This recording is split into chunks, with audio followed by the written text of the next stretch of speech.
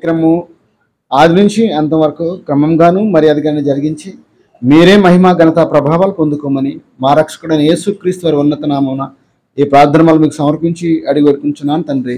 ఆమేన్. ప్రభునందు ప్రియమైన దేవుని వల్లరా చేరువచ్చిన మీ అందరూ కూడా మన ప్రభువు మన రక్షకుడైన యేసుక్రీస్తు వారి ఉన్నత నామంలో మీ అందరూ కూడా నా హృదయపూర్వక వందనాలండి. ప్రియమైన వల్లరా ఈరోజు మనం నేర్చుకునే అంశం లేఖనాల పరిశోధన యొక్క ప్రాముఖ్యత. ప్రియమైన వల్లరా ఈరోజు సమాజం యొక్క పరిస్థితి మనం ఆలోచిస్తే సమాజం యొక్క పరిస్థితులు ఏమీ బాగోలేదండి. ఒకనాడు ఉన్నటువంటి భక్తిని ఈరోజు భక్తి జీవితం ఎలాగుందంటే 4 గోడలకే పరిమితం అయిపోయేటట్లుగా పరిస్థితులు అనేది మనకి భారతదేశంలో స్పష్టంగా కనపడుతున్నాయండి. ఎందుకంటే మతోన్మాదులు ముందు 2-3 ఉండేవారండి. ఇప్పుడు అలా కాదు. జిల్లాల వారీగా, రాష్ట్రాల వారీగా, మండలాల వారీగా, గ్రామాల వారీగా మతోన్మాద సైన్యము గ్రామాలను చుట్టుకుని ఉందండి. ముందు హైందవ సోదరులు అంటే ప్రేమ కలిగి, ఐక్యత కలిగి, ఎవరిని ఏమనేవారు కాదు, దూషించేవారు కాదు. కానీ ఎప్పుడైతే 3వసారి కూడా బీజేపీ ప్రభుత్వం భారతదేశంలో అధికారాన్ని చేపట్టిందో, అధికారం చేపట్టి నుంచి క్రైస్తవులను మట్టు పెట్టాలని ఆలోచిస్తున్నారండి. ఎందుకంటే ఇంతకుముందు క్రైస్తవుల మీద పడలేదు, కానీ ముస్లిమేతరుల మీద పడి ముస్లింలు ఇబ్బంది పెట్టిన సందర్భాలు చాలా కనపడ్డాయి. వాళ్ళు రోడ్లు ఎక్కారు, ధర్నాలు చేశారు, కోర్టులకు వెళ్ళారు, కోర్టులో వాళ్ళు విజయం సాధించారు. కానీ ఈరోజు క్రైస్తవులు ఏకత్వం లేక, క్రైస్తవులు భిన్నాభిప్రాయాల వల్ల మా సంస్థ గొప్పదంటే ఒకరు, మా ఫెలోషిప్ గొప్పదని ఒకరు, మా ఫెలోషిప్ గొప్పదంటే చెప్పుకుంటూ క్రైస్తవ ఏకత్వం లేక ఈరోజు ఎవరైతే సువార్తను ప్రకటించడానికి వెళ్తున్నారో వారి మీద మతోన్మాదులు, గ్రామస్తులు మీద పడడం అనేది చాలా జరుగుతుంది. ఇంతకుముందండి ప్యాండిల్ చల్లడమో, లేకపోతే మా గ్రామానికి రావద్దనో, లేకపోతే మీరు సువార్త చెప్పాలంటే అటువైపు వెళ్ళి చెప్పండి అని ఓ మాట అనివ్వరండి. ఇప్పుడు అలా లేదు. ఎందుకంటే మీకు ఒక వీడియో వేయిద్దాం అనుకున్నాం, కానీ ఆ వీడియోని చూస్తే మీరు రేపు నుంచి సువార్తగానే చెప్పి మీ గుండెలు అసలు సువార్తగానే మాట మీరు రారు ఇంకా. ఎందుకంటే ఇంతకుముందు ఒకరో ఇద్దరు వచ్చారు, అడిగేవారంటే మీకు పర్మిషన్ ఉందా అని అడిగేవారు. ఒకరు లేదా ఇద్దరు, లేదా ఒక 5 ఒక 10 మంది. కానీ ఈరోజు అలా కాదండి. మన పక్కనే పండూరు అనే గ్రామం ఉంది. మన సెకండ్ సాక్షికి మన దుమ్మలపేట నుంచి జాన్సన్ గారు సుమారు ఒక 70 మందితో సువార్త యాత్ర బయలుదేరారు. ఫస్ట్ ఒక 10 నిమిషాలు బాగానుంది. 10 నిమిషాలు సువార్త ప్రకటించిన తర్వాత ఊర్లో ఉన్నటువంటి మొత్తం పిల్లలు మొదలుకొని పెద్దల వరకు కూడా గుంపుగా మీద పడి వాళ్ళని అటకించడం జరిగిందండి. ఎవరో కాదు, మన సహోదరులే.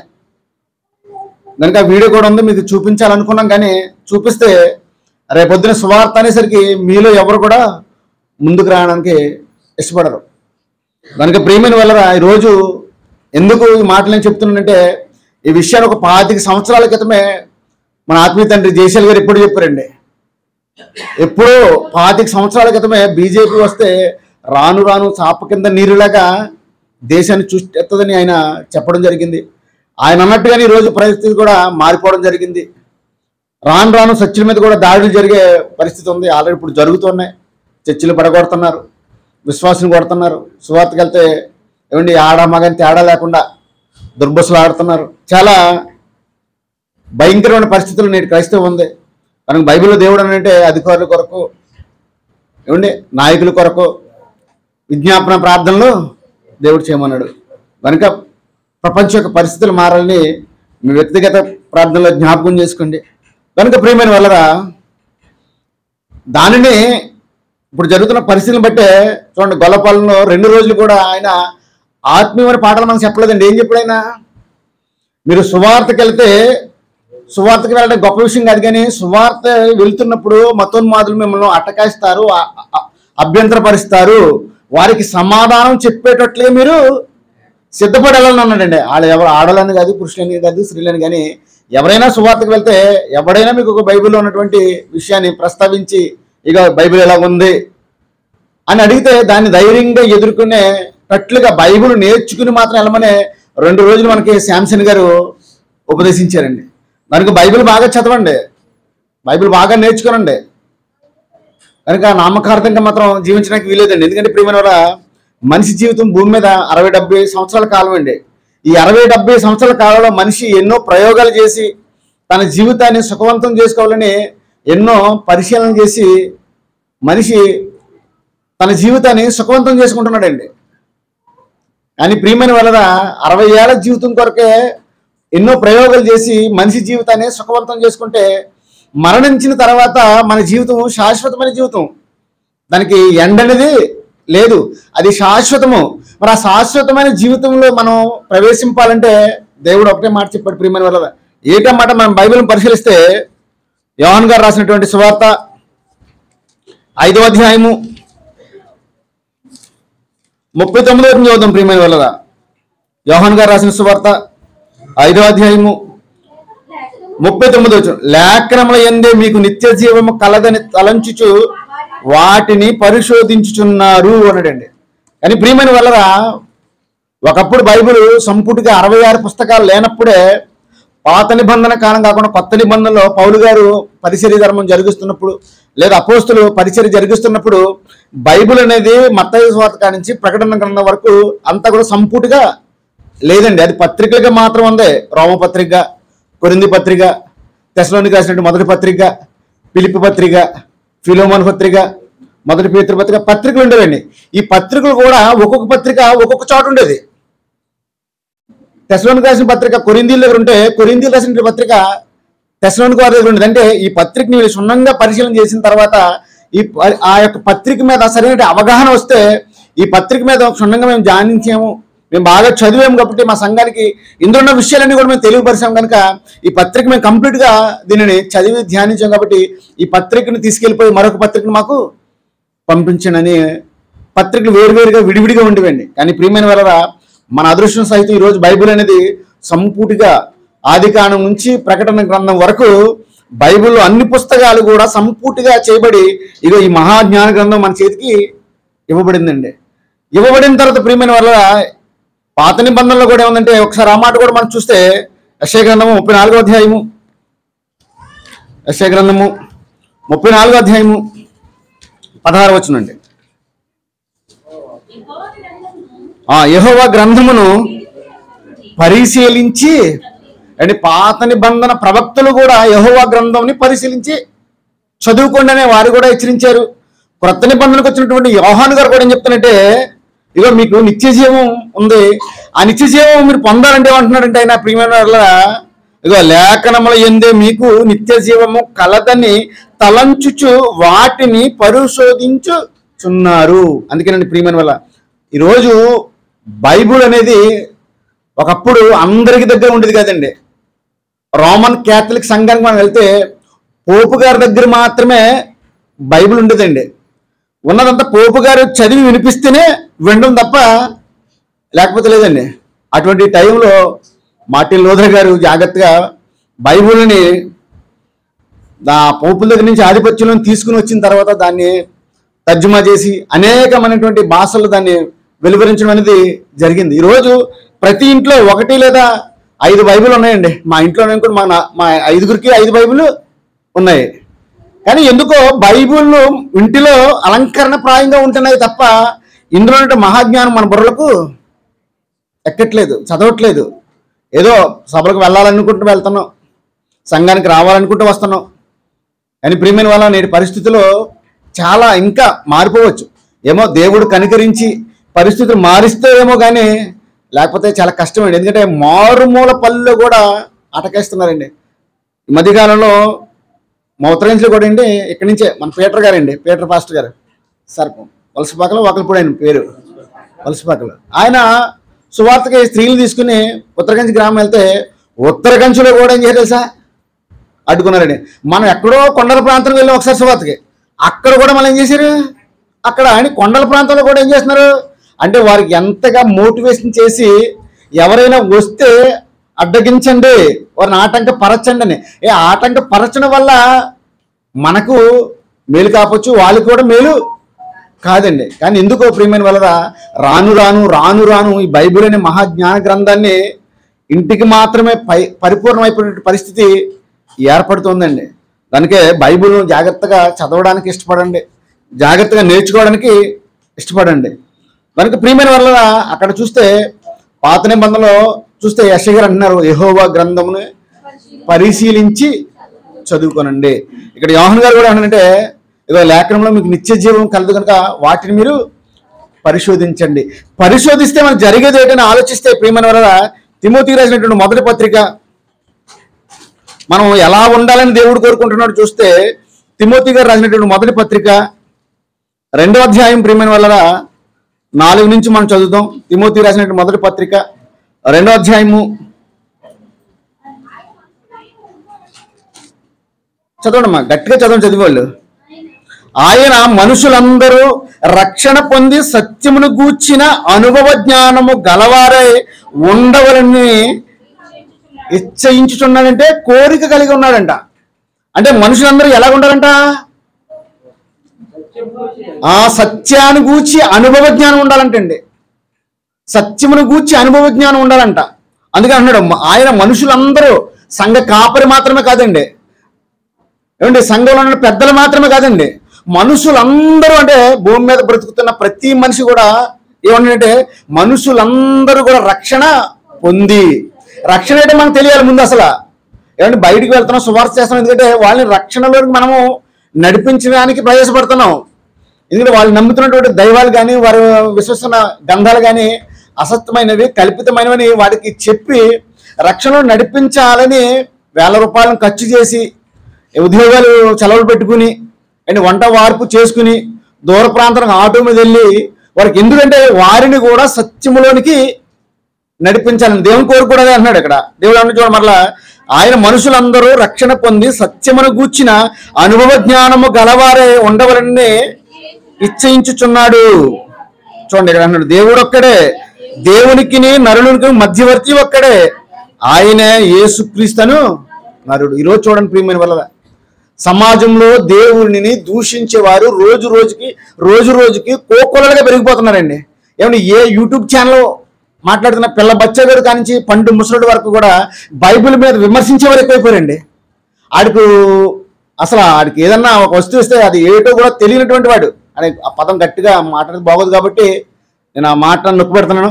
ఏమీ తెలియని బచ్చగాడు కూడా ఈరోజు బైబిల్ మీద విరుచుకుపడుతూ బైబిల్లో తప్పులు ఉన్నాయి, బైబిల్లో ఇలా ఉంది, బైబిల్లో అలా ఉందని వాళ్ళు ప్రశ్నించి క్రైస్తవులనే ఏం చేస్తున్నారంటే నోరు ముయించేవారుగా ఈరోజు సమాజంలో మారిపోయారండి.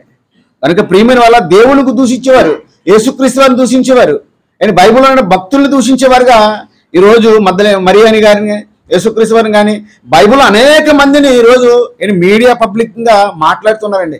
మరి ఎందుకో క్రైస్తవులు చరణం చచ్చిపోయినట్లుగా, ఏమంటే క్రైస్తవులు ఏ ఒక్కడు కూడా మాట్లాడట్లేదండి అసలు. ఏమంటే సంస్థలు మాత్రం పెద్దవి, సంఘాలు మాత్రం పెద్దవి, విశ్వాసాలు లక్షల్లో ఉన్నారని పగల్బాలు పలుకుతున్నారు తప్ప ఎందుకు మేము నమ్మిన విశ్వాసాన్ని మీరు అవమానపరుస్తున్నారని చెప్పేసి ఏ నాయకుడి దగ్గరికి వెళ్ళట్లేదు, ఏ కలెక్టర్కి కంప్లైంట్ చేయట్లేదు. ఏ భారత రాజ్యాంగం మనకి ఇచ్చింది మత స్వేచ్ఛత్వకు, ఆ హక్కును కూడా ఏ మనిషి కూడా వినియోగించట్లేదండి. ఎందుకో యేసుక్రీస్తు అన్నారు కదా, మేము కుడి చెంప మీద కొడితే ఎడమ చెంప తిప్పు అన్నట్టుగా ఉందండి. ఇలా అనుకుంటే ప్రియమైన మన పరిస్థితి ఎలా ఉంటే రేపు పొద్దున మన గర్భాన్ని పుట్టిన పిల్లల పరిస్థితి ఎలా అయిపోతుందంటే, ఒకప్పుడు ఐగుప్తులో ఉన్నటువంటి పెద్దలకి దేవుని యొక్క ధర్మశాస్త్రం న్యాయ విధులు వారికి ఇస్తే వారి పిల్లలకు నేర్పపోతే ఏమైపోతుందంటే యెహోవాని ఎరగని ఒక తరము వచ్చేసిందంటండి. ఈరోజు బైబిల్లో ఉన్న విషయాలు మన పిల్లలకు మనం నేర్పకపోతే, మనం సరిగా నేర్పకపోతే రేపొద్దున పరిస్థితి ఎలా ఉంటుందంటే బైబిల్ అనేది క్షుణ్ణంగా బ్యాన్ చేయబడుతుందండి. కానీ ప్రియమైన వల్ల దేవుడు కూడా ఎందుకో ఆలోచిస్తున్నాడండి. ఎందుకంటే ఏమండి మా అమెరికాని పరిపాలించినటువంటి ఒక ఆయన ముస్లిం అయినండి, ఆయన పేరు బరాక్ ఒబామా అండి. బరాక్ ఒబామా ఏం చేయాలంటే ఏమండి గర్భస్రావం అంటే పెండాన్ని కడుపులోనే చంపేవచ్చిన ఒక చట్టం చేసాడండి. అలాగే ఒక స్త్రీ వివాహం చేసుకోవచ్చు అని ఇలాగా చట్టం చేసినప్పుడు ఈ చట్టం అమెరికాలో ఆమోదించిందండి. కానీ ప్రియమైన వల్ల ఇప్పుడు మన అమెరికా దేశానికి వెళ్తున్నది ట్రంప్ అండి. చేసిన చట్టాలన్నింటినీ కూడా రద్దు చేసి పాడేసాడండి. అమెరికాలో ఉన్నటువంటి చట్టాలన్నింటినీ కూడా బైబిల్కి విరోధంగా ఏదైతే చట్టం ఉందో వాటన్నిటిని కూడా రద్దు చేసి పాడేసాడు ప్రియమైన వల్ల. అలాగే ఈరోజు బాబాసాహెబ్ అంబేద్కర్ మనకి చక్కని రాజ్యాంగం ఇచ్చారు, అందులో మనకి మత స్వేచ్ఛత్వ హక్కు ఉందండి.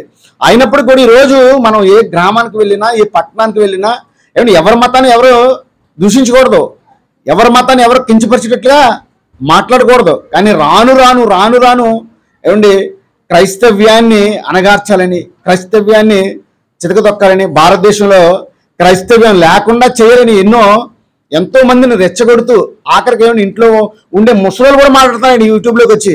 ముసలోళ్ళు ఏసి ఎవరికి పుట్టాడు అని చాలా అసభ్యకరంగా మాట్లాడుతున్నారండి. అటువంటి వారికి సమాధానం చెప్పాలంటే ప్రియమైన వాళ్ళ చాలా బైబిల్ చాలా జాగ్రత్తగా నేర్చుకోవాలండి.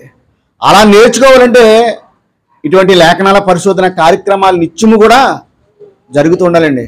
ఎందుకంటే చూడండి, మనమే సుమారుగా 3 సంవత్సరాలు పెట్టండి ఎక్కడో మనం అసలు గొడవ చేయలేదు, గొడవ కూడా వెళ్ళలేదండి రామకృష్ణ గారి ఇంటికాడ. ఆ రోజు మేము అసలు గొడవే చేయలేదండి. ఎప్పుడు 6:30 దాటిన తర్వాత స్టే చేసాం. అప్పుడు దాకా రామకృష్ణ గారు అంటే ఈ రోడ్డున పెద్ద పెద్ద లారీలు వస్తాయండి, స్టే చేయొద్దు, చివరిలో వేద్దామన్నారు. అప్పటికి 7 దాటుతుంది, అప్పుడు వేసాం స్టేజ్ అండి. కావాలని వచ్చాడు, గొడవ పెట్టాడు, మరలా కేసు ఏమని పెట్టాడు మా మీద. వారు వెళ్ళిపోతుంటే, వారి ఫ్యామిలీ వెళ్ళిపోతుంటే ఆ ఫ్యామిలీ అంటే మేము దూషించామంట, ఆడరాని మాట్లాడామంట. అందుకని మొత్తం 11 మంది మీద కేసు పెట్టాడండి. అంటే వాడు మాత్రం కోర్టు వరకు రాలేదు, ఆ కేసు పోలీస్ స్టేషన్లోనే కాముప్ చేశారు. సుమారు 2 సంవత్సరాలుగా 3 సంవత్సరాలుగా కంటిన్యూగా ప్రతి నెల, ఈ నెల అయితే మొత్తం ఎన్నో అప్పటికి 6 వాయిదాలు వేశారండి. పనులు మానుకుని నిత్యము కోర్టు దగ్గరికి వెళ్ళి వాళ్ళు ఎప్పుడు పిలుస్తారని చేతులు కట్టుకుని, మళ్ళీ అక్కడ ఎంత ఓపిక ఏంటి తెలుసా, సంఘాల్లో కూడా అంత సైలెంట్గా ఉండవండి. అక్కడికి వెళ్ళేసరికి చేతులు కట్టుకుని మౌనంగా ఇలా మేకలాగా తల వంచుకున్నట్టుగా ఉండవలసి వస్తుంది. అంటే ప్రియమైన వల్ల ఎందుకంటే భారతదేశంలో 5వ సమాజం ఆధిపత్యంలో ఉంది కాబట్టి నేడు సమాజంలో వారు ఆగడాలు జరుగుతున్నాయి. కనుక ప్రియమైన వల్ల అటువంటి వారికి మనం బుద్ధి చెప్పాలంటే బైబిల్ అనేది మనకు బాగా రావాలి, బైబిల్ మనం బాగా చదవాలి. అందుకని మన సహోదరు మనకు బాగా వాక్యాన్ని అందించారు శాంసన్ గారు. కనుక ప్రియమైన వల్ల మనం ఆలోచిస్తే చూడండి, అక్కడ మరలా మాట చూద్దాం. తిమోతి రాసిన మొదటి పత్రిక 2వ అధ్యాయము 4వ వచనము. ఆయన మనుషులందరూ రక్షణ పొంది సత్యమును గూర్చిన అనుభవ జ్ఞానము గలవారే ఉండవలనని ఇచ్చయించుచున్నాడు. దేవుడొక్కడే, దేవునికి నరునికి మధ్యవర్తి ఒక్కడే, ఆయనే యేసుక్రీస్తును నరుడు. ఈయన అందరి కొరకు విమోచన క్రయధనముగా తనను తాను సమర్పించుకొనును. ప్రియమైన వల్లరా నిజంగా సర్వమానవాల్ని రక్షణలోనికి నడిపించాలని, సర్వమానవాళిని మరణించిన తరువాత నిత్య జీవంలో ఉండాలని దేవుడు కోరుకున్నాడండి. ఆ దేవుని సంకల్పాన్ని అనేక మంది భక్తులు తమ భుజస్కంధాల మీద వేసుకున్నారండి. ప్రవక్తలు కానివ్వండి, అపోస్తులు కానివ్వండి, అపోస్తుల తర్వాత ప్రారంభ శతాబ్దంలో క్రైస్తవులు కానివ్వండి, ఈ సత్యము ప్రపంచం వ్యాప్తం కావాలని వారందరూ కూడా భుజాన్ని వేసుకుని తండ్రి వారందరూ కూడా దేశాలకు రావడం, దేశాల్లో వాక్యాన్ని వినిపించడం చెప్తారండి. కానీ ఈనాటికి ఎందుకో ప్రియమైన వల్ల ప్రతి దేశంలో కూడా బైబిల్ అనేది చాలా విరివిగా అమ్ముడిపోయే పుస్తకమే, ఎక్కువ మందిలో చదువుతున్న పుస్తకమే, ఎక్కువ మంది కూడా విమర్శించే పుస్తకమే బైబిల్. కనుక బైబిల్ అనేది మనకి ఎలాగుండాలంటే కంఠపాఠంగా వచ్చేనండి. ఆది కాడి నుంచి ప్రకటన గ్రంథం వరకు రాత్రి పడుకున్నవాడి మేల్కొల్పి వరే పలానా వజ్యం ఎక్కడ పలానా వచ్చిన ఏంటంటే తక్కువ మంది చెప్పేవారుగా ఉండాలండి. అంతగా బైబిల్ నేర్చుకోవాలండి. అలా నేర్చుకుంటే ప్రియమైన వల్ల మనల్ని ఎవరు మతోన్మాదులు ఎన్ని క్వశ్చన్లు మనం అడిగినా కానీ వారందరికీ మనం చక్కగా సమాధానం చెప్పగలమండి. కానీ భయపడితే ప్రియమైన ఎప్పటికీ కూడా భయస్తులుగానే మనం మిగిలిపోతాం, ఒక పిరికివారిలా మిగిలిపోతాం. కనుక ప్రకటన గ్రంథంలో కూడా ఉంది, పిరికివారు దేవుని రాజ్యానికి స్వతంత్రించుకోలేరని. కనుక మరి బైబిల్ని ఉన్నతంగా చెప్పాలంటే బైబిల్ చెప్తున్నటువంటి భక్తుల్ని మనం పిలవనంపుచ్చుకుని చక్కగా లేఖనాల పరిశోధన కార్యక్రమాలు జరిగిస్తూ మనను విశ్వాసంలో ఎదిగడవుతూ అనేక మందిని ఆ లేఖనాల పరిశోధనకు తీసుకుని వచ్చి వారికి సత్యాన్ని తెలిపే వారిగా ఈ రమణీపేట క్రీస్తు సంఘమే కాకుండా మనకు అనుబంధ కళాశాలలు ఎన్నైతే ఉన్నాయో వాటన్నిటిని కూడా దేవుని వాక్యం వినిపించాలండి. ఐక్యతగా ఉండాలండి. ఐక్యతగా ఉంటే ఏదైనా సాధించగలమండి. ఆలోచన ఒకసారి అంటే పాము సుమారులు అంటే 2 బార్ల పడి ఉంటుందండి. ఒకసారి అది చీమల పుట్టలోకి వేలు పెట్టింది అనుకోండి, చీమల పుట్టలో దూరింది అనుకోండి, చీమలను ఏం చేస్తే తలకాడి నుంచి తోక వరకు చీమలు దాన్ని కరిచేస్తే దాని బాధ తట్టుకోలేక చాలా విలవిలాడిపోతుంది పాము. ఈరోజు క్రైస్తవులు కోలుకోలుగా ఉన్నారండి. ఎందుకంటే అందులో ఎవరికి కూడా ఐక్యత లేదు.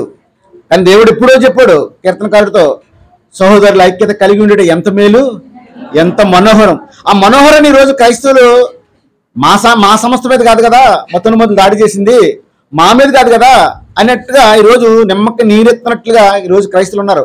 ఈరోజు వేరే సంస్థ మీద జరగవచ్చు, రేపొద్దున నీ సంస్థ మీద జరగవచ్చు. అయినప్పటికీ కూడా మనం అందరం కూడా ఒక క్రీస్తుని ధరించుకున్నాం కాబట్టి క్రీస్తు పక్షంగా పోరాడాలని యోధా పత్రికలో మనకి యోధా గారు రాసినట్లే మనం బైబిల్ చదవగలం. ఇంకా చూస్తే ప్రియమైన వాళ్ళరా, మనం ఎలా ఉండాలని దేవుడు చెప్తున్నాడంటే తెస్సలోనికీ రాసినటువంటి మొదటి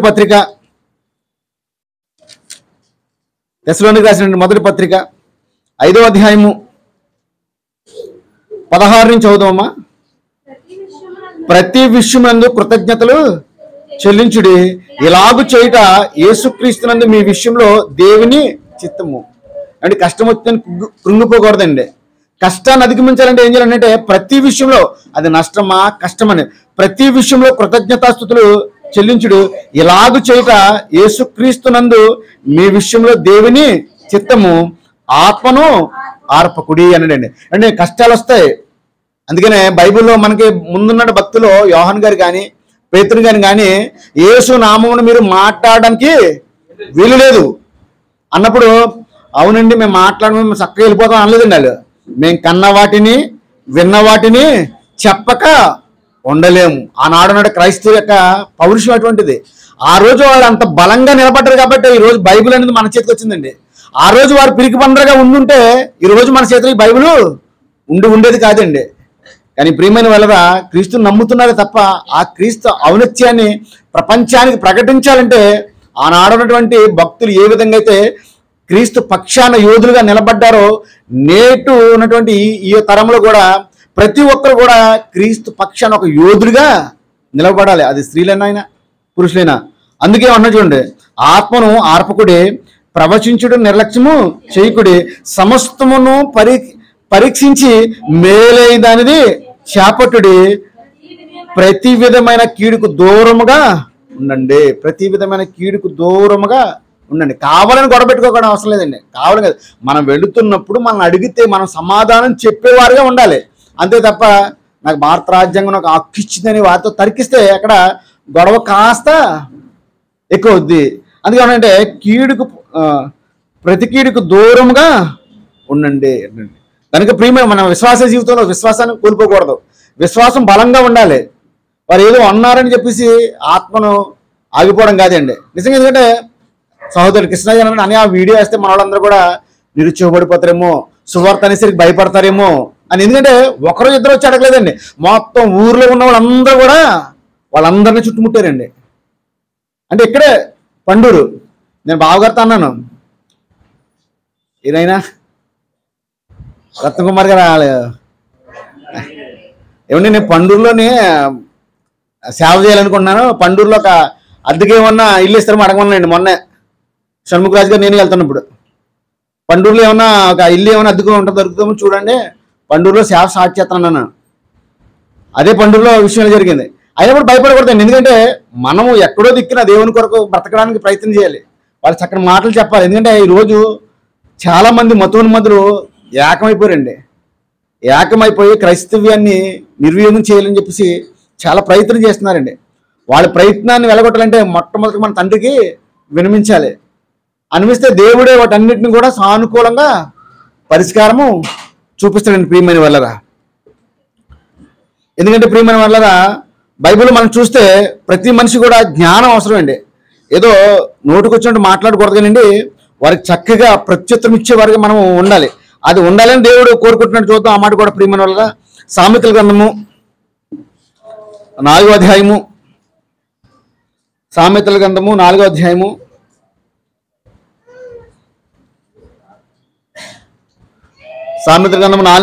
4వ వచనం నుంచి చదువుతామండి.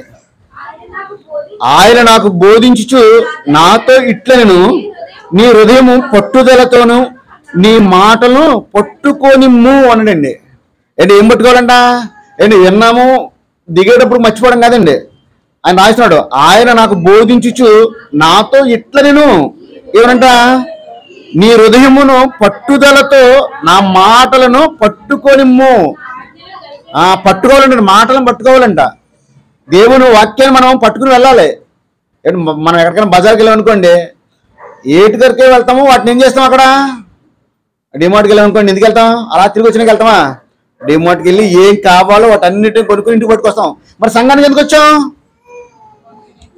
వాటిని నేర్చుకోవడానికి వచ్చాం, నేర్చుకుని మరలా పట్టుకుని వెళ్ళాలా, అంతే తప్ప వచ్చేము వెళ్ళేము అన్నట్టుగా ఉండకూడదు. దేవుడు అదే మాట చెప్తున్నాడు, ప్రియమైన వాళ్ళరా, నీ హృదయంలో పట్టుదలతో నా మాటలను పట్టుకొనిమ్ము, నా ఆజ్ఞలను గైకొన్న ఎడల నువ్వు బ్రతికదవు. జ్ఞానము సంపాదించుకొనుము, బుద్ధి సంపాదించుకొనుము, నా నోటి మాటలు మరువకము. అంటే ఎప్పుడు కూడా దేవుడి మాట ఎలా ఉండాలంట? జ్ఞాపకంలో ఉండాలంట, మరుచిపోకూడదంట. ఇంకా చదవండమ్మా. వాటి నుండి తొలగిపోకము, జ్ఞానమును విడువక ఉండిన ఎడల అది నిన్ను కాపాడును, దానిని నువ్వు ప్రేమించిన ఎడల అది నిన్ను రక్షించును. జ్ఞానము సంపాదించుకున్నటే జ్ఞానమునకు ముఖ్యాంశము అన్నాడండి. జ్ఞానం సంపాదించుకోవటకే జ్ఞానానికంట ముఖ్యాంశం. ముఖ్యాంశం అంటే అన్నిటికంటే ప్రాముఖ్యమైనది. ముఖ్యాంశం అంటే అన్నిటికంటే ప్రాముఖ్యమైనది. ఇంకేమన్నాడు? నీ సంపాదన అంతయు ఇచ్చి బుద్ధిని సంపాదించుకొనుము, దాని నువ్వు గొప్ప చేసిన ఎడల అది నిన్ను హెచ్చించును, దాన్ని నువ్వు కొలగొలించుకుని ఎడల అది నీకు ఘనత తెచ్చును. నిజంగా ప్రియమైన వాళ్ళ వాక్యము నిజంగా మనిషికి ఘనత తీసుకుని రాగలదంటే తీసుకుని రాగలదండి. ఎందుకంటే ఈరోజు మనం ఆలోచించండి, మన ఆత్మీయ తండ్రి జయశాలి గారు కానివ్వండి, ఆయన వెంబడిస్తున్నటువంటి అనేక మంది డిప్యూటీ డైరెక్టర్లు కానివ్వండి, ఆయన వెంబడిస్తున్నటువంటి అడిషనల్ డిప్యూటీ డైరెక్టర్లు కానివ్వండి, ఆయన వెంబడిస్తున్నటువంటి చాలా మంది ప్రిన్సిపల్ చూడండి, ఈరోజు సంఘంలోను సమాజంలోను సత్యవాక్యాన్ని చేత పట్టుకుని ప్రియమైన వల్ల ఈరోజు ఎంత గొప్పగా వారి జీవితాలు కొనసాగించబడుతున్నాయి చూడండి. ఒక ఉపేంద్ర గారికి డేట్లు ఖాళీలో, ఒక సంతోష్ కుమార్ గారికి డేట్లు ఖాళీలో, ఒక శాంసన్ బ్రదర్కి డేట్లు ఖాళీలో, ఒక మియాపురం సీని గారికి డేట్లు ఖాళీలో. ఎందుకని? వారు వాక్యాన్ని బాగా ఏం చేశారు? సంపాదించుకున్నారండి. వాళ్ళ ఆలోచనలో కానీ వారి యొక్క హృదయంలో కానీ వాక్యము ఏమైపోయింది? నిండిపోయిందండి. కనుకనే వారిని అన్న మాకు డేట్ కావాలంటే అన్న ఈ రోజు నుంచి ఈ రోజు వరకు బిజీ షెడ్యూల్, ఖాళీ లేదు. ఎందుకంటే వాళ్ళు వాక్యాన్ని అంతగా నేర్చుకున్నారు. అదే సమాజానికి వాళ్ళు వెళ్తున్నప్పుడు వాళ్ళ మాటలకు మనకు నచ్చి మనము కూడా సత్యవాక్యాన్ని వారి ద్వారా మనం వినిపింపజేయాలని చెప్పేసి వారి దగ్గరికి మనం డేట్లు ఏం చేస్తున్నాం? తీసుకుంటున్నామండి. కానీ లోకంలో ప్రియమైనవరా మనకేది ఘనత అంటే పదం ఉంటే ఘనత అండి. పదం ఉంటే 10 మంది మన చుట్టూ తిరుగుతారు. మనకి ఉద్యోగం ఉంటే మన చుట్టూ 10 మంది తిరుగుతారు. మన ధనవంతులు అయితే 10 మంది మన వెనకాల ఉంటారు. అంటే మనకున్నటువంటి పలుకుబడిని బట్టి, మనకున్న హోదాను బట్టి, మనకున్నటువంటి విధానాన్ని బట్టి చాలా మంది మన వెనక తిరుగుతుంటారండి. కానీ ఇక్కడ చెప్తున్నాడు ప్రియమైన వల్ల నీ సంపాదన అంతా ఇచ్చి బుద్ధిని సంపాదించుకొను, దానిని గొప్ప చేసిన ఎడల అది నిన్ను హెచ్చించును. నిజంగా హెచ్చించినట్టు ఇంకా ఉన్నట్టు చూడండి, దాన్ని కౌగులించుకునే ఎడల అది నీకు ఘనత తెచ్చును. నిజంగా ప్రియమైన వల్ల నిజంగా ఘనత తెస్తుందంటే అవునండి. అపోస్తల కార్యాలు చూద్దాం ఒక మాట. అపోస్తల కార్యాలు 17వ అధ్యాయము, అపోస్తల కార్యాలు 17వ అధ్యాయం 11వ వచనం చదవండి.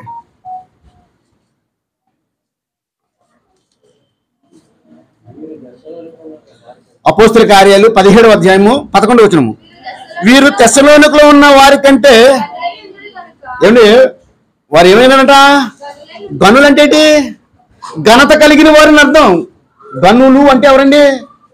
ఘనత కలిగిన వారు. గనులై ఉండిరి గనుక ఆసక్తితో వాక్యమును అంగీకరించి పౌలును శీలయు చెప్పిన సంగతులు అలాగున్నవో లేవో అని ప్రతిదినము లేఖనములను పరిశోధించుచు వచ్చిరి.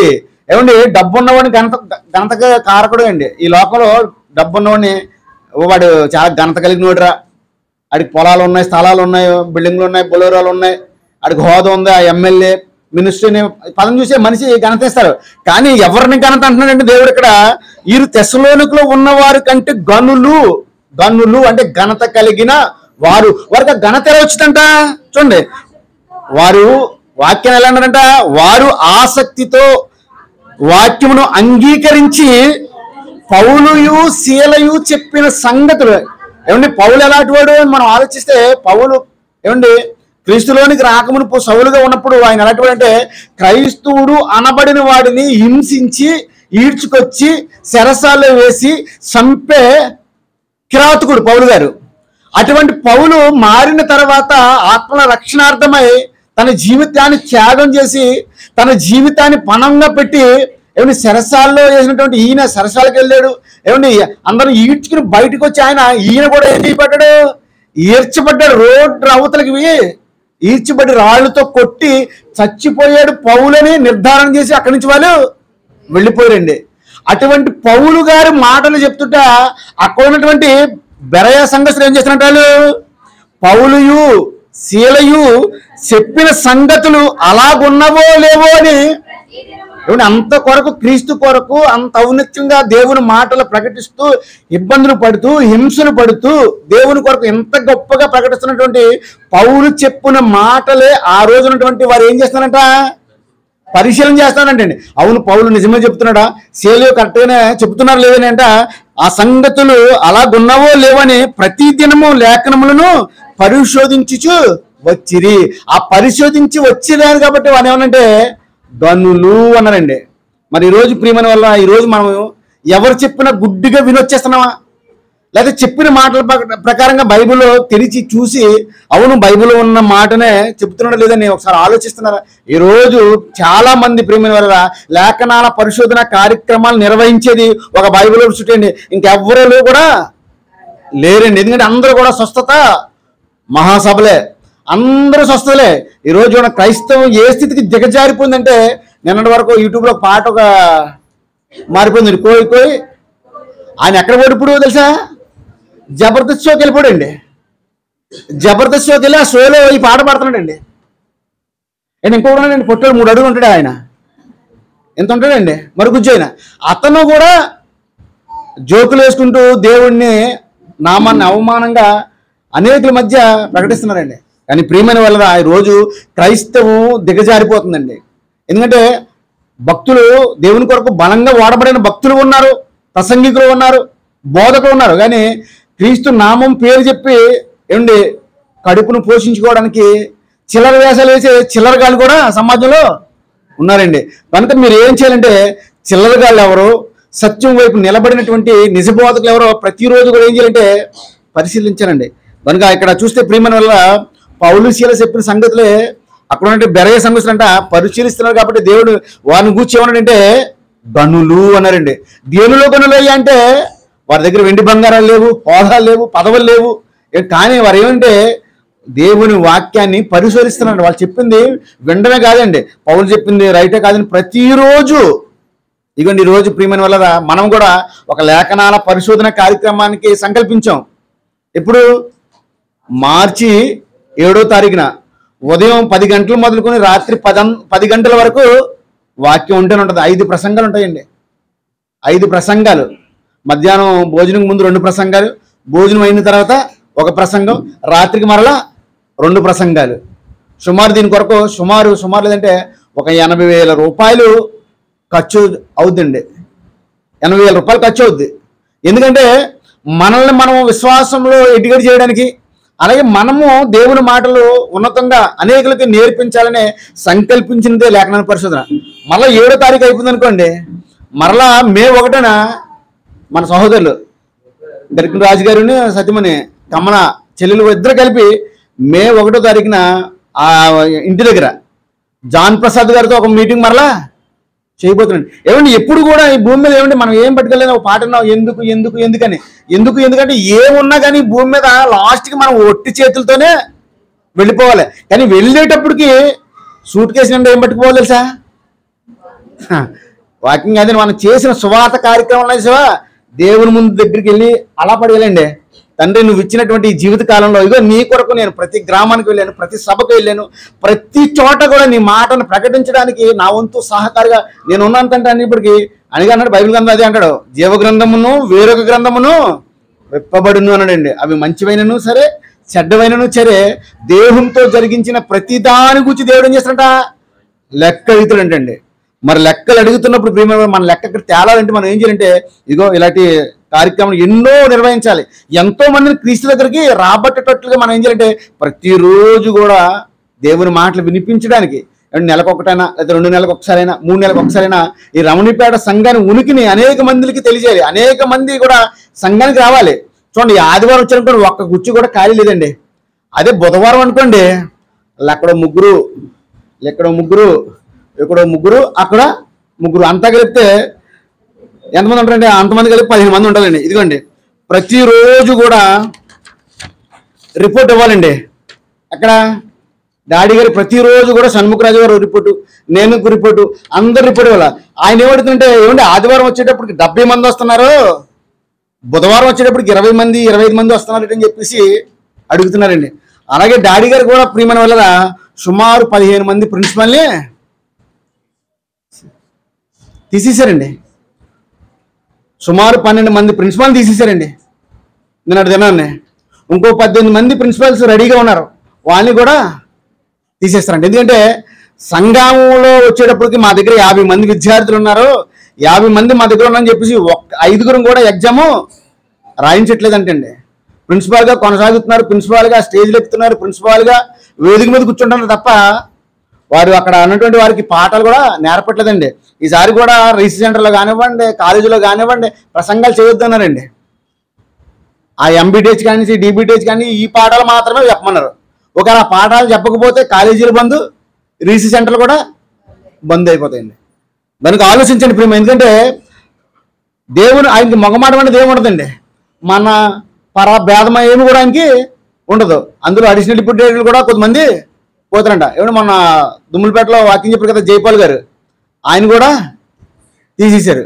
అక్కడ ఖమ్మం ప్రిన్సిపల్ గారు ఉన్నారు కదా, అడిషనల్ డిప్యూటీ డైరెక్టర్ రాంబాబు గారు, ఆయన పేరు కూడా వెయిటింగ్ లిస్టులో ఉందండి. పాలకులు చిన్నబాబు గారి పేరు కూడా వెయిటింగ్ లిస్టులో ఉందండి. అంటే ఎప్పటి నుంచో ఉన్నటువంటి వారిని కూడా డాడీ గారు తీసేయడానికి సిద్ధంగా ఉన్నారు ప్రియమైన వాళ్ళ.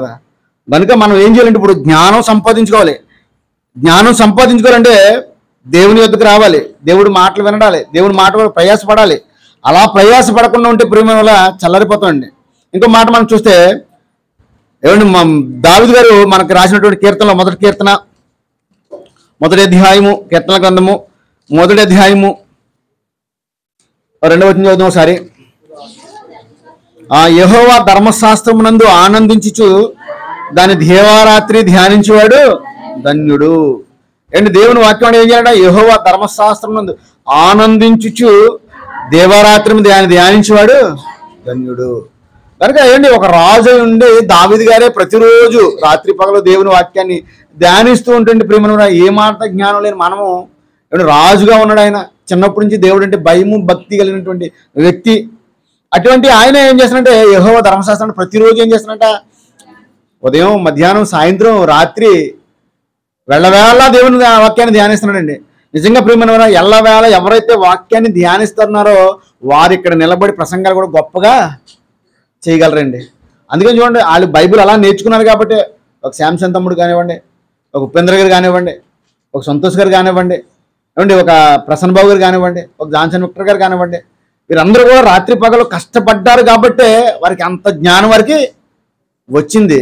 వారు నేర్చుకున్నారు. వారు అందుకే మొత్తం విరామం లేకుండా మొత్తం ప్రపంచ దేశ నలుమూలలు కూడా సంచరిస్తున్నారండి ప్రియమైన వల్ల. అంత గొప్ప జ్ఞానులుగా మనం ఎదగాలంటే మనము బైబిల్ బాగా నేర్చుకోవాలండి ప్రియమైన వల్ల. అలా నేర్చుకుంటే ప్రియమైన మనకు చెప్పడానికి చక్కగా వస్తూ ఉంటుంది. మనము మన కుటుంబాన్ని కాకుండా మన ఇరుగు పొరుగు వారిని, మన సంఘాన్ని బాగా దేవుని వాక్యం మన వారిని పెంచగలమండి.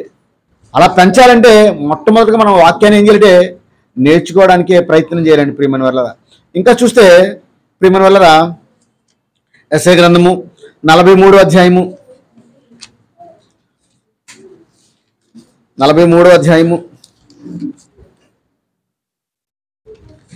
7వ వచనం చదువుతుంది. 7వ వచనం నుంచి అసలు మనల్ని దేవుడు ఏర్పరచుకున్నది ఎందుకు చెప్తున్నాడు చూడండి. 43వ అధ్యాయము 7 నుంచి చదువుతుంది. 7 నుంచి నా మహిమ నిమిత్తము నేను సృజించిన వారిని, నా నామము పెట్టబడిన వారందరినీ తెప్పించుము. నేనే వారికి కలుగజేసిన వారిని పుట్టించిన వాడును నేనే. కనులుండి అందులైన వారిని, చెవులుండి బంధువులైన వారిని తీసుకుని రండి. ఈరోజు క్రైస్తవులాగా ఉన్నారండి. చెవులుండి ఎలా ఉన్నారంట, చెవిటి వారిలాగా ఉన్నారంట. కనులుండి హందులుగా ఉన్నారంట. ఈరోజు ప్రియమైన వల్ల ఎవడైనా సమాధానం చెప్తాడేమో చాలా మంది ఉన్నారండి. అంటే అందరూ చెప్పకపోయినా కొద్దిమంది, ఒక సాంబశివరావు లాంటివాడు, ఒక అనీ జాన్సన్ లాంటి వాడు, ఒక విజయప్రసాద్ రాట్లేటువంటి, అలాగే మన బీవోలు అనేక మంది వారికి ధీటుగా సమాధానాలు చెప్పగలుగుతుంటే వారి దగ్గర బైబిల్లో నేర్చుకున్నారు కాబట్టి వారి దగ్గర ఏముంది? సత్తా ఉందండి. కనుక ఈరోజు మనం దేవుడిని మహిమ తేవాలంటే మనం దేవునికి వ్యతిరేకంగా మాట్లాడుతున్న వారు మోర్లు ఏం చేయాలి? ముగించాలండి. దేవుడే ముగించాలని కూడా తీతు పత్రికలు రాయించిన మాట కూడా చూద్దాం ప్రియమైన వాళ్ళ. తీతు రాసినటువంటి పత్రిక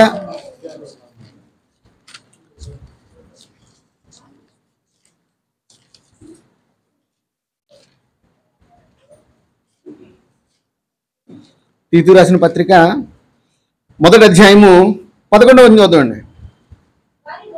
వారు నోళ్ళు ముయింపవలను, అట్టి వారు ఉపదేశింపకూడని వాటిని దుర్లాభము కొరకు ఉపదేశించుచు కుటుంబములనే పాడు చేయుచున్నారు. ఏమండి, క్రైస్తవుల విశ్వాసాన్ని బలహీనపరచాలని, క్రైస్తవంలో నిన్ను నిలపకుండా ఉంచాలని చెప్పేసి అనేక మాటలు ఈరోజు సెల్ ఫోన్లో మన దగ్గరికి వస్తున్నాయి. అవి మనం వెనకపోవడం మంచిదే. అందుకే వానే ఉన్నట్టే వారు నోళ్ళు ముయింపవలను, అట్టి వారు ఉపదేశింపకూడని వాటిని దుర్లాభం కొరకు. దుర్లాభము అంటే యూట్యూబ్ ఛానల్ పెట్టుకుంటే డబ్బులు వస్తాయని, ఆ హిందూ సోదరులందరూ వారికి ఫండ్ పంపిస్తారని చెప్పేసి కుక్కలుగా యూట్యూబ్ ఛానల్ పెరిగిపోతున్నాయి. ప్రతి ఒక్కడు కూడా బైబిల్ విమర్శించేవాడుగా మారిపోతున్నాడండి.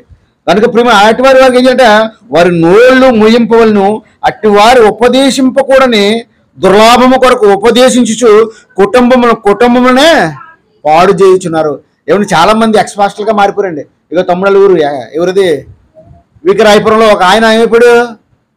పాస్టర్ కాత గర్వాఫీస్ తీసుకుని మరలా అన్యుడిగా మారిపోయి బైబిల్లో తప్పులు ఉన్నాయి, బైబిల్లో అవి ఉన్నాయి ఇవి ఉన్నాయని ఈరోజు మాట్లాడుతున్నాడు. ఈరోజు బైబిల్ మీద విరుచుకుపడే వాళ్ళందరూ కూడా ఒకప్పుడు క్రైస్తవులండి. ఒక కరుణాకర్ శుభ్ని కానివ్వండి, ఒక అమర ప్రసాద్ కానివ్వండి, ఒక లలిత్ కుమార్ కానివ్వండి, వీళ్ళందరూ కూడా ఒకప్పుడు క్రైస్తవులే. వాళ్ళందరి వివాహాలు కూడా క్రైస్తవ వివాహాలు చేసుకున్నవారే. కానీ ఎందుకు ఇలా మారిపోయింటే మన క్రైస్తవంలో ఏ మాత్రం బ్రతకడానికి సుఖం లేదండి అనుకున్నారు. ఎందుకంటే క్రైస్తవుడు ఎందుకు దేవుడు ఏం చెప్పాడు? బాధ అనుభవించాలంటే క్రైస్తవుడికి ఇబ్బందులు రావచ్చు, ఇరుకులు రావచ్చు, ఏమొచ్చినప్పుడు కూడా నిలబడాలి. నిలబడితే నీకు నిత్య జీవిస్తాడు. అది యుగాలు ఉండే లోకము. ఆ లోకం కోసం ప్రయాసపడకుండా భూమి మీద మా జీవితాలు బాగోలేదు, భూమి మీద మేము కారులో తిరగాలి, భూముల్లో బంగ్లాలో ఉండాలని ఆలోచించి ఏం చెప్పండి బైబిల్కి వ్యతిరేకంగా మాడితే అనేక మంది స్వామీజీలు వారి వెనకాల ఉండి వారికి ఫండ్ ఇస్తూ వారిని ప్రోత్సహిస్తున్న వారి స్వామీజీలేనండి. దానికంటే ప్రియమైన వాళ్ళని మీరు బైబిల్ బాగా నేర్చుకోండి. ఇలాంటి వారు మన ఇంటికి కూడా వస్తారండి. ఇంటికి కూడా వచ్చి మనకి బైబిల్ ఇలాంటి విషయాలు ఉన్నాయి, ఇలా ఉన్నాయని మనకి చెప్పి మన విశ్వాసాన్ని పాడు చేయడానికి నిత్యము ప్రతిరోజు ప్రతి క్షణము కూడా వారు ప్రయాసపడుతున్నారండి. ఆ ముసలోళ్ళు కూడా, ఆడవాళ్ళు ముసలోళ్ళు కూడా, స్త్రీలు ఇంటికి వస్తున్నారండి బైబిల్ పట్టుకుని. చాలా మనం ఒక వీడియోకి ఇప్పుడు కూడా చూసాం కదా, ఎడారి మతం అని ఒకడు ఎన్నెన్నో మాట్లాడుతున్నాను ప్రియమైన వాళ్ళరా. కనుక అటువంటి వారు మనం ఏం చేయాలంటే నోరు ముగించేటట్లుగా మనం మారాలి. అందుకే మన శాంసన్ గారు అన్నాడు, వారికి సమాధానం ధీటైన సమాధానం చెప్పగలిగేటట్లే అయితేనే సువార్తకి వెళ్ళండి అన్నాడండి ప్రియమైన వాళ్ళరా. కనుక ప్రియమైన వాళ్ళ ఎందుకంటే చూద్దాం మరొక మాట. యెషయా గ్రంథము 56వ అధ్యాయము. యెషయా గ్రంథము 56వ అధ్యాయము.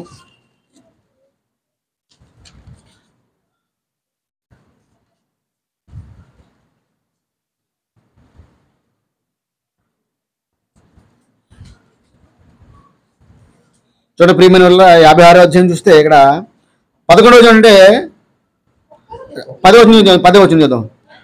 వారి కాపరులు గ్రుడ్డివారు, వారందరూ తెలివిలేని వారు, వారందరూ మూగ కుక్కలు మొరగరు, కలవరించుచు పడుకొందరు, నిద్రాసక్తులు, కుక్కలు తిండుకు ఆతురపడును, ఎంత తిన్న వాటికి తృప్తి లేదు. ఈ కాపరులు అట్టివారే, దేనిని వివేశింపరు. ఏమండి కలవర సత్యం అనుకోండి, ఒక ముఖ్యమంత్రి తన యొక్క క్రిస్మస్ ఆరాధనకి వస్తాడండి. ఆ ముఖ్యమంత్రికి ఒక వినవించలేడా? ఏమండి మేము నమ్మిన మహాజ్ఞాన గ్రంథాన్ని బైబిల్ని అవమానపరుస్తున్నారండి అని చెప్పేసి ఒక ముఖ్యమంత్రికి అతను సమాధానం చెప్పేటట్టే చేయలేడా? చేయగలండి, కానీ చేయడు. ఎందుకని? అతని బిజినెస్, అతని వ్యాపారం అంతా. ఈరోజు క్రైస్తవంలోకి వచ్చి అనేక మంది వ్యాపారాలు చేస్తున్నారండి. వారి దగ్గర విశ్వాసుల నుంచి సొమ్ము రాబట్టడానికే చూస్తున్నారు తప్ప క్రీస్తు పక్షాన్ని నిలబడి క్రీస్తుకి అవమానం కలుగుతుంది, క్రైస్తవులు ఇబ్బందికరంగా మారుతున్నారు క్రైస్తవుల కొరకు అని చెప్పి ఎవడు మాట్లాడతలేదండి. అందుకే వారిని గురించి ఇప్పుడే కాదు ప్రవక్తల్లోనే రాయించుండవు. అక్కడ ఉన్నటువంటి ప్రవక్తలను బట్టి ఏమని వారి కాపరులు గుడ్డివారు, వారందరూ తెలివి లేనివారు, వారందరూ మూగ కుక్కలు. నిజంగా క్రీస్తు పక్షాన్ని కానీ బైబిల్ పక్షాన్ని కానీ నిలబడి రంకి వేసినటువంటి ఒకే ఒక యోధుడు ఆత్మీయ తండ్రి జయశాలి పీడి సుందరరావు గారేనండి. నేను ఎవరిని చూడలేదు భూమి మీద ఇప్పుడు వరకు, ఎవ్వరు కనపడలేదు నాకు. నేను చాలా సంస్థలు తిరిగానండి. ఎప్పుడు కూడా చర్చ ప్రశ్నలు ఒక్కటే మాట అంటారండి, మా సంఘమే గొప్ప, మా సంఘమే గొప్ప, మా సంఘమే గొప్ప. మీరు సంఘానికి ఎన్ని రోజులు వెళ్ళండి కానీ అదే మాట చెప్తాండి. ఇదే ఎలాగంటున్నారో ఎన్ని సంఘాలు పరిశీలిద్దామని చెప్పేసి బైబిల్ మిషన్కి వెళ్ళాను, లూథరన్ సంఘానికి వెళ్ళాను, పెద్దకోస్తుకి వెళ్ళాను, మొత్తం అన్ని సంఘాలు తిరిగినప్పుడు కూడా ఎవరు కూడా వారికి సిద్ధాంతాలు, వారి పరమైనటువంటి విషయాలు మాట్లాడతాను తప్ప బైబిల్ గొప్ప చేసేవాడు ఎవడో నాకు కనపడలేదండి. కనపడిన మహనీయుడు ఒక్కడే ఒకడు, జయశాలి శ్రీ పీడి సుందర గారిని. అందుకే వారిని గుర్చి ఎప్పుడు ప్రవక్త అంటాడు, వారి కాపరులు గుడ్డివారు, వారందరూ తెలివిలేని వారు, వారందరూ మూగ కుక్కలు. ఏమంటే సంపాదనలు అయితే కోట్ల కోట్ల సంపాదించి ఏమండి BMW కార్లు, ఏమంటే పెద్ద పెద్ద సంఘాలు, వేల ఎకరాల్లో సంఘాలు కట్టారు తప్ప నువ్వు ఏ విశ్వాసం మీద అయితే సంఘాన్ని నిలిపోవో ఆ సంఘము కొరకు, క్రీస్తు కొరకు నువ్వు ఏం మాత్రం కూడా నిలబడట్లేదండి. ఏమండి క్రైస్తవులోనే చాలా మంది ఏంటి ఎడ్యుకేషన్ సంబంధించిన కాలేజీలు కట్టారండి. కారుణ్య ఇన్స్టిట్యూట్ అని, లెనోరో ఇన్స్టిట్యూట్ అని, అలా విద్యా సంస్థలు నిలిపించారండి. కానీ ఆత్మీయ తండ్రి ఏం నిలిపాడు అనుకున్నారు? బైబిల్ ఓపెన్ సిటీ అని బైబిల్లో ఉన్న ప్రతి మాటను ప్రతి విద్యార్థికి నేర్పించి సమాజంలో సత్యవంతునిగా చేయాలన్నదే ఆయన కట్టుకున్న కంకణము, దీక్ష. అటువంటి యూనివర్సిటీలో ఉన్న మనకి కూడా బైబిల్ బాగా చదవాలి, అర్థం చేసుకోవాలి, నేర్చుకోవాలి. ఇబ్నెజర్ గారు వస్తారు, విజయ్ కుమార్ గారు వస్తారు, పలానా ఆయన వస్తాడని కాదండి, అక్కడ సమాధానం చెప్పగలిగే స్టాండర్డ్ నీలో ఉండాలని ప్రియమైన వల్ల. అందుకే వారిని కూర్చోవడం చూసినా వారందరూ తమకిష్టమైన మార్గమును పోవుదురు, ఒకడు తప్పకుండా అందరూ స్వప్రయోజనమునే విచారించుకుంటారు. స్వప్రయోజనం, మేము సుఖంగా ఉంటే చాలు, మా మీకు ఏ గొడవలు రాకపోతే చాలు అనుకున్నారండి. కానీ ప్రియమైన వాళ్ళరా నిజంగా కాకినాడలో ధైర్యంగా చెప్పొచ్చండి. ఎందుకంటే గవరైని ఎదిరించినటువంటి ఒకే ఒక్కరు ఎవరైనా ఉన్నారంటే రమణీపేట క్రీస్తు సంఘం వారేనండి. ఎందుకంటే గవరైని ఎవరు ఎదిరించారు ఇప్పుడు వచ్చి, ఏమైనా నా కళ్ళ ముందే గవరై కూడా ఏం చేయాలి తెలుసు, ఒకసారి దండు పొందండి ఇండస్ట్రియల్లో పాస్టర్ గారు పక్కన గుడి ఉంటుందండి, ఏదో దేవత గుడి ఉంటుంది. గుడి ఉంటే అక్కడ నేను డ్యూటీకి వెళ్తున్నాను, సాయంత్రం 6 గంటలకి 7:30 ఎవరో ఫోన్ చేశారు, ఇక్కడ సభ జరుగుతుంది గుడి పక్కనే. ఏమైనా బైబిల్ ఉంది, ఇలాగే బల్ల ఉందండి, భోజనం బల్ల మీద బైబిల్ ఉంది, పాస్టర్ పక్కన కూర్చున్నారు. ఏమి వచ్చి ఏమి అడగలేదండి. వెంటనే అక్కడ ఉన్నటువంటి బైబిల్ని ఆ బల్లని కూడా ఎడంకొలతో తన్నిహేడండి గవరయ్య. అప్పుడు చూసాను గవరయ్య అంటే ఈడని. అటువంటి ఎన్న పాస్టర్ గారు 5 వెళ్ళిపోతామని చెప్పేసి బైబిల్ బ్యాగ్లో పెట్టేసుకుని వెన్న వెళ్ళిపోడండి. అటువంటి వాడికి వ్యతిరేకంగా నిలబడింది ఎవరంటే రమణీపేట క్రీస్తు సంఘం వారండి. ఎందుకంటే దేవుడి పక్షాన నిలబడ్డాం, గవరని ఓడించాలని కాదు కానీ దేవుని పక్షాన నిలబడ్డాం ప్రియమైన వల్ల. అలా నిలబడితే ఈ క్రెడిట్ అంతా కూడా దేవుడు మనకి ఇస్తాడండి. ఇగో మన సహోదరులు 11 మంది కూడా ప్రియమైన వల్ల ఏం చేస్తారంటే వాయిదా ఉన్నప్పుడు ప్రతిరోజు పాపం డ్యూటీలు మానేసుకుని వాయిదాకి వెళ్ళి అక్కడ నిలబడి వాయిదా అయిన తర్వాత మళ్ళీ ఇంటికి వస్తున్నాయి. వాళ్ళకి ఏముంది, వారికి మనకి పోషణ నిమిత్తం కూలీ డబ్బులు పోతున్నాయి, అన్నీ పోతున్నాయి. మొన్న అయితే అండి ఇప్పుడు 10:30కి వెళ్తే సాయంత్రం 4 అయిపోయిందండి. 4 గంటల వరకు అక్కడ కాళ్ళు నొప్పులు, కూర్చోవడానికి ఏమీ లేదు, అలా నిలబడి అలాగే ఉండిపోయండి. కనుక ప్రియమైన వల్ల ఈరోజు క్రీస్తు పక్షాన శ్రమ పడాలి. అండ్ శ్రమ పడడం అంటే గవర్నర్ ఓడించడమో లేకపోతే ఏదో కాదు, కానీ ఏదైనా ఒక కార్యక్రమం జరుగుతున్నప్పుడు ఆ కార్యక్రమంలో నీ వంతు సహకారులుగా నువ్వు ఉండాలి. పౌలు గారు అదే మాటను రాస్తూ పౌలు గారి జీవితాన్ని కూర్చే పౌలు గారు చెప్పుకుంటున్న మాట మనం ఒకసారి చూద్దాం ప్రియమైన వల్ల. కొరింథీయులకు రాసిన 2వ పత్రిక ముగించేద్దామండి. కొరింథీయులకు రాసిన 2వ పత్రిక 12వ అధ్యాయము 15 చూస్తే కొరింథీయులకు రాసినటువంటి 2వ పత్రిక 12వ అధ్యాయము 15 కాబట్టి నాకు కలిగిన యావత్తు మీ ఆత్మల కొరకు బహుగా సంతోషముగా వేయపరిచిదును, నన్ను నేను వేయపరుచుకుందును, నేను మిమ్మల్ని ఎంతగా ప్రేమించుచున్నానో అంత తక్కువగా మీరు నన్ను ప్రేమింతురా అన్నాడండి. ఏంటి పౌలు గారు మాట్లాడుతున్నాడు, కాబట్టి నాకు కలిగిన యావత్తు కూడా ఏం చేస్తానంట, మీ ఆత్మల కొరకు ఎలాగా అన్నయ్య ఆత్మ మీటింగ్ అంటున్నాడు, డబ్బులు ఇమ్మన్నాడు, మా దగ్గర ఎక్కడి అని బాధపడితే ఇచ్చడం కంటే దానికి ప్రతిఫలం అనేది రాదండి. పౌలు గారు అన్నాడు, బహు సంతోషముగా వేయపరిచుదును, నన్ను నేను వేయపరుచుకుందును. అంటే వేయపరుచుకోవడం అంటే ఏంటి చెప్పండి, ఇక్కడికి వచ్చారనుకోండి వాక్యం చెప్తే నేను ఏం చేస్తాను మీకోసం, ఇప్పుడు వేయపరుస్తున్నాను, నా శక్తిని వేయపరుస్తున్నాను, నా నోరును వాడుతున్నాను, నా యొక్క ఎనర్జీని మీ కొరకు ఖర్చు చేస్తున్నానండి. ఇక్కడ పాట పాడడానికి వచ్చిన ఎనర్జీని మీరు ఏం చేస్తున్నారు? ఖర్చు పెడుతున్నారు. వాక్యం చదవడానికి వచ్చిన మీరు ఏం చేస్తున్నారు? మీ శక్తిని వేయపరుస్తున్నారు. అలాగే పౌలు గారు అన్నాడు, ఆ వారు ఉన్నట్టు సంగముడే, కాబట్టి నాకు కలిగిన యావత్తు మీ ఆత్మల కొరకు బహు సంతోషముగా వేయపరచుదును, నన్నును నేను వేయపరుచుకుందును. నేను మిమ్ముని ఎంతగా ఎక్కువగా ప్రేమించుచున్నానో అంత తక్కువ మీరు నన్ను ప్రేమింతురా. కనుక ప్రేమిన వాళ్ళ సంఘంలో ఉన్నటువంటి మనము రక్షణలోకి రావడం కాదు, కానీ అనేకులు కూడా రక్షణలోకి రావాలి. ఎందుకంటే మనం వెళ్ళిన తర్వాత దేవునికి తండ్రి, నాకు ఇచ్చిన ఆయుష్కాలంలో నేను 10 మందిని రక్షించాను, ఇగో నాకు ఇచ్చిన ఆయుష్కాలంలో నేను 20 మందిని రక్షించాను, ఇగో తండ్రి నాకు ఇచ్చినటువంటి ఆయుష్కాలంలో నేను ఒక 20 మందిని రక్షించడానికి ప్రయాసపడ్డాను తండ్రి. నేను రాకపోయినప్పుడు కూడా నేను సంపాదించినటువంటి ధనంలో కాస్త ధనం సంఘంలో ఉన్నటువంటి అనేకులకు తండ్రి మీటింగ్లు పెట్టడానికి వారి కొరకు నేను ఖర్చు చేశానని చెప్పుకునేటట్లుగా దేవుని దగ్గర మనం ఉండాలి. ఎందుకంటే ప్రియమైన వల్ల అనేకమైన మాటలు చూస్తే, ఇంకా లోకసువార్తలో 21వ అధ్యాయం 1-4 వచ్చిన మనం చూస్తే అక్కడ ఒక భేద విధవరాలు కనపడుద్దండి. లోకసువార్త 21వ అధ్యాయము చూడండి ప్రియమైన, 21వ అధ్యాయము లోకసువార్త 1 నుంచి 4 చూస్తే, కానుకల పెట్టెలో తమ కానుకలు వేయుచున్న ధనవంతులు ఆయన పారజూసెను. ఒక భేద విధవరాలు 2 కాసులు అందులో వేయుచుండగా చూసి, ఈ భేద విధవరాలు అందరికంటే ఎక్కువ చేసిన మీతో నిశ్చయంగా చెప్పుచున్నాను, వీరందరూ తమ కలిగిన సమృద్ధిలో నుండి కానుకలు వేసిరి గాని ఈమె తన లేమిలో, లేమంటే ఇంకేమీ లేదండి, అదే ఆవిడ దగ్గర ఆ 2 కాసులు తప్ప ఇంకేమీ లేదు. ఇంక చూడండి అక్కడ ఏమన్నాడంటే, చదవడమ్మా, ఈమె తమ లేమిలో తనకు కలిగిన జీవనం అంతయు వేసిన వారితో చెప్పెను. అంటే ప్రియమైన వెళ్ళరా చూడండి, యేసుక్రీస్తు అంటే కానుకలు పెట్టి దగ్గర కూర్చున్నాడట. కూర్చున్నప్పుడు అనేక మంది ప్రతిరోజు రొటీన్గా జరిగేది కాబట్టి కానుకలు వేస్తున్నారంట.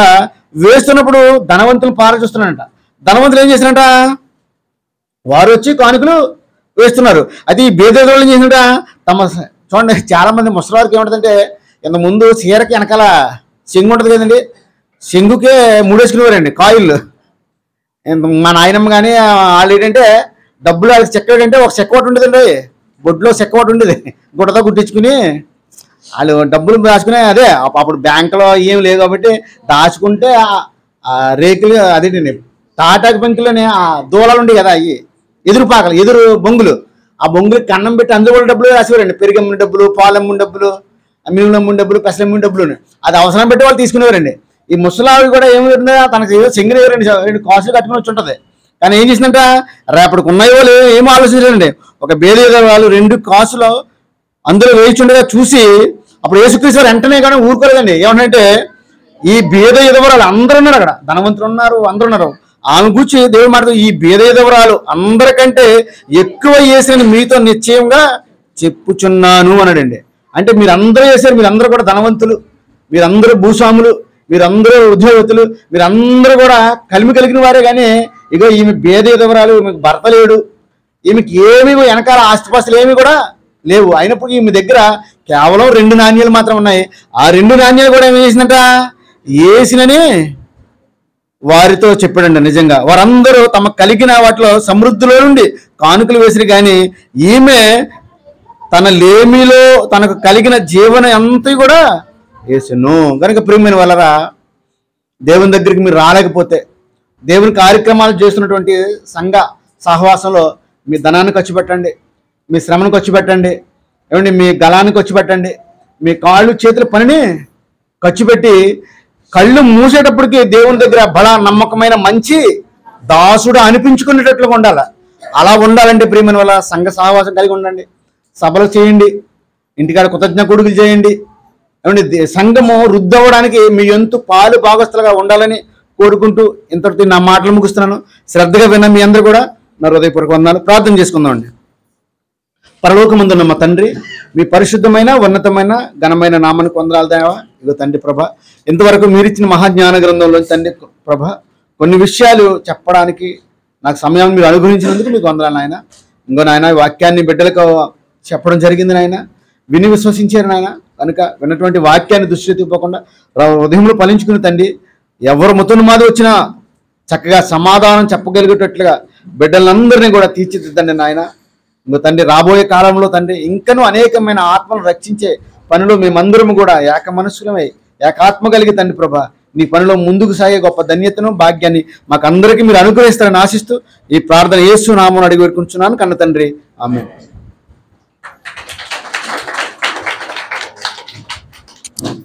చాలా సంతోషం అండి. చక్కని మాట చెప్పిన విజయ్ కుమార్ గారికి సంఘం వందనాలు. మన మధ్యన సౌమ్యరాజు గారు వచ్చి ప్రభు వారి కార్యక్రమం చేస్తారు. దయచేసి అందరూ కూడా అంతలోకి మీకు ప్రార్థన చేసుకోండి. మర్యాదపూర్వకంగా